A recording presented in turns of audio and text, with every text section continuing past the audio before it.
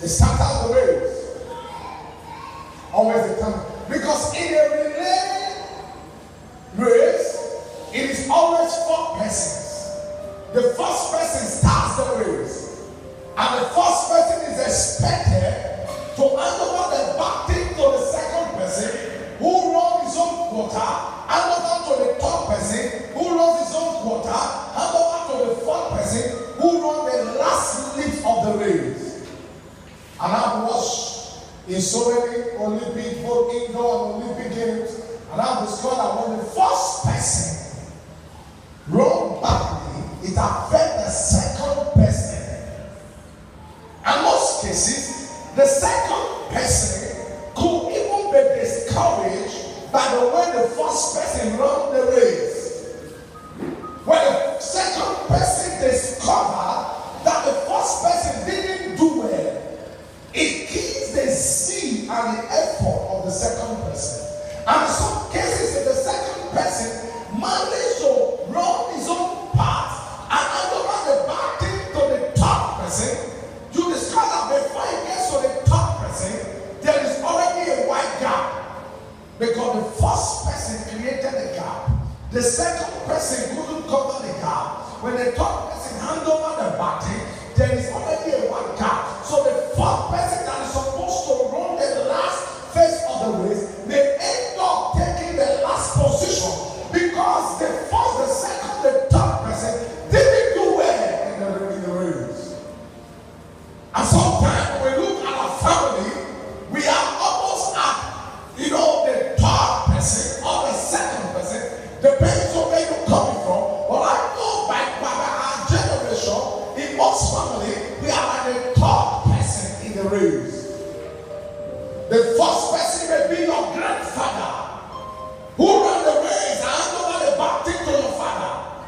And your father also ran his quarter and then the baton has been handed over to you. And you discover if your grandfather didn't run his race well, it must have affected your father in one way or the other.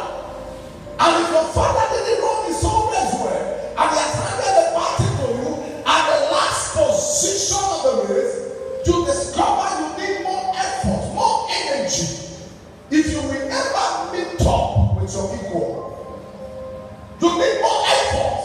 You put in excess effort. Sometimes when we are lying at the place of our rest, most times we are worn out. Most times we are what? We are worn out. So many have been taken from us. We've given so much of our strength, so much of our energy, so much of our life. We've given so much that if we have to quantify the time of struggle and the time of rest, in most cases the years of struggle are even almost more than the years of rest. If we have to quantify, if we have to sit down and analyze to find out the years of struggle, the years of putting in excess strength. Some of us, we know what we put in the ministry to arrive at where we are now. We know what we put in. And I tell you, not everyone put in what we put in the ministry. Because when the baton was handed over to us, it was an empty baton. In fact, I don't even think if the man that handed the baton to us was even in the race.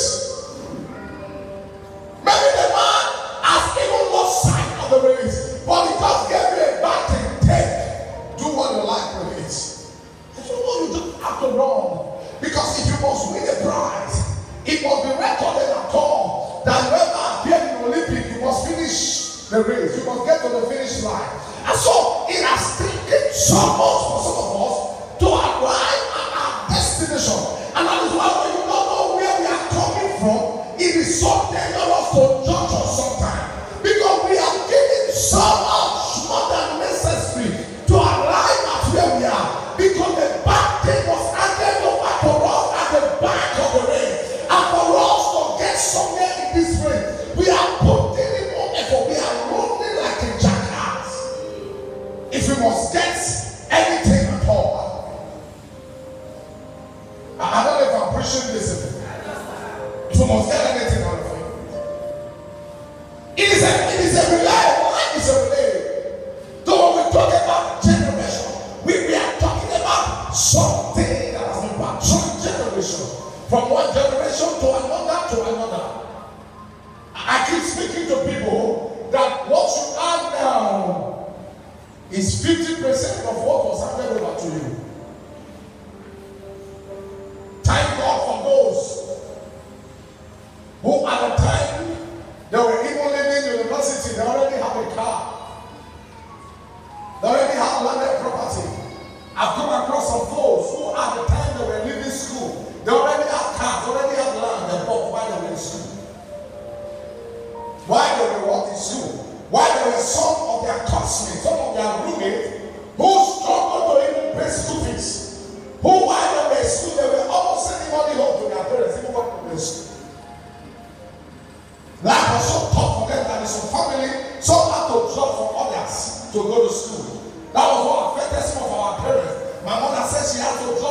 from school so that my younger brother can go to school.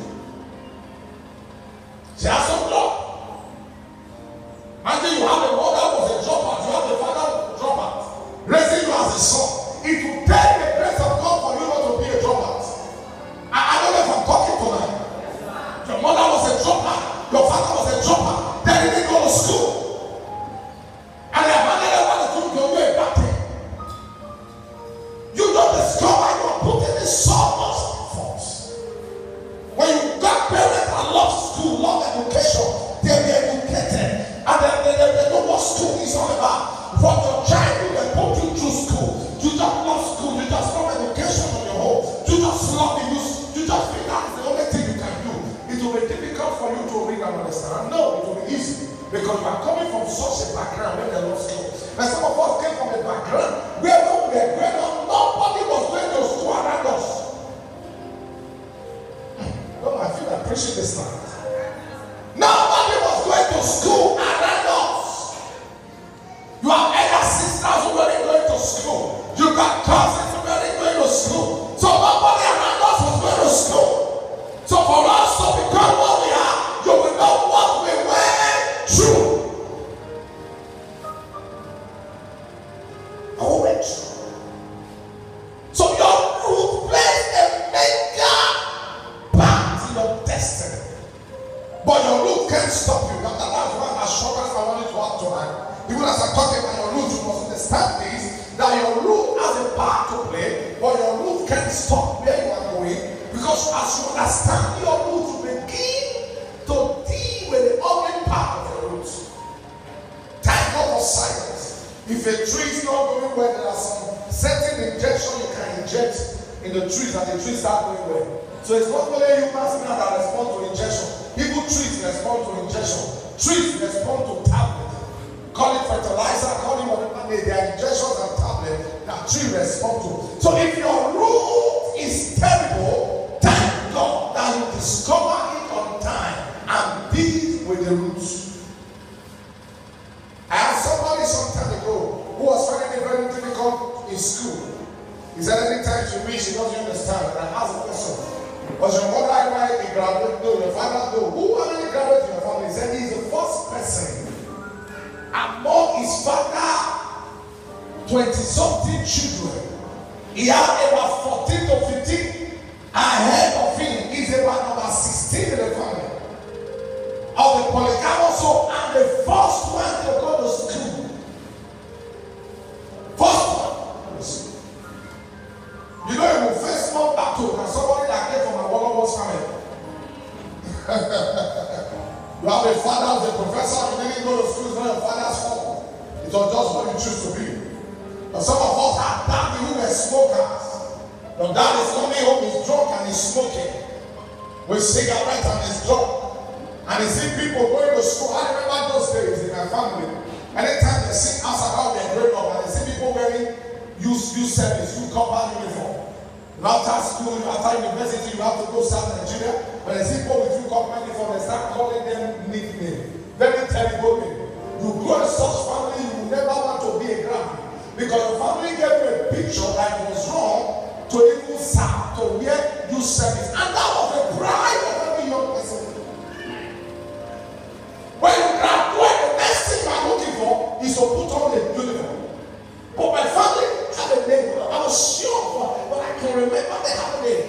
So they will use a name when they see somebody behaving in an abnormal way, they say they're copper.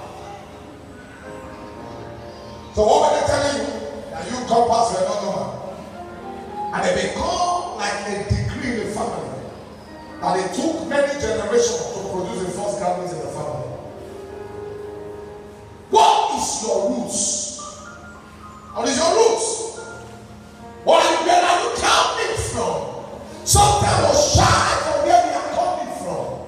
I was speaking yesterday and I said, or was it yesterday now or one of the days of the week? I said, if you are from a family where your mother has married up to 4 husbands and you are a young lady, you got to fight for the marriage.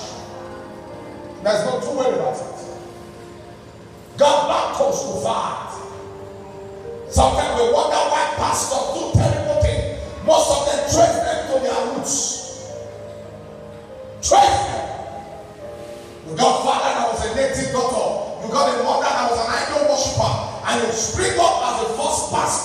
that lineage, you got to fight some battles. Discipline battle number one. Because the forces can't kill you, but they want you to make error. They can't finish you, but they want to push you into some disgrace. So when you are disgraced, you can go back and join your father and your mother. And after you settle with them. So that you continue in their place. I speak under the prophetic ways. And I speak with the voice of the prophet. Everything that is ugly in your lineage, everything that is ugly in your roots, Makusa Aneko Katana, Sazakule Tata, they will not cut up with you in the name of Jesus. If you are the one God is speaking to, let your name be louder than your neighbor's own. Whatever that is ugly in your roots, it will not catch up with you. The roots means where you came from, source, spring. That's what the roots mean. The source, the spring. The root means the origin, the beginning of the matter. Somebody will say, what is the root of this matter? What's the beginning? What's the origin? Where is this matter coming from? How does this start? Everybody has a starting point. Oh, you got no starting point? Thank God we are Zionites. But before you became Zionites, you were from Urugu. You were from Benin, from Yoruba, from Oyo, from Kano, from Kaduna, whatever state. Before you became Zionite. If out of the truth that we all are Zionite, why do we come to church with answers? Sometimes your answers will be missing in the church. Was it the devil that came into the church and stole your answer? I remember I tried something, plug his phone somewhere in the church, one of the prayer back all night. He just plugged the phone close on the windows of the house. And after some time, he woke up and then he see the phones again. In Zion, phones are missing. In Zion, church members are getting pregnant. In Zion, offerings are disappearing. In Zion, what happened? Roots. When you don't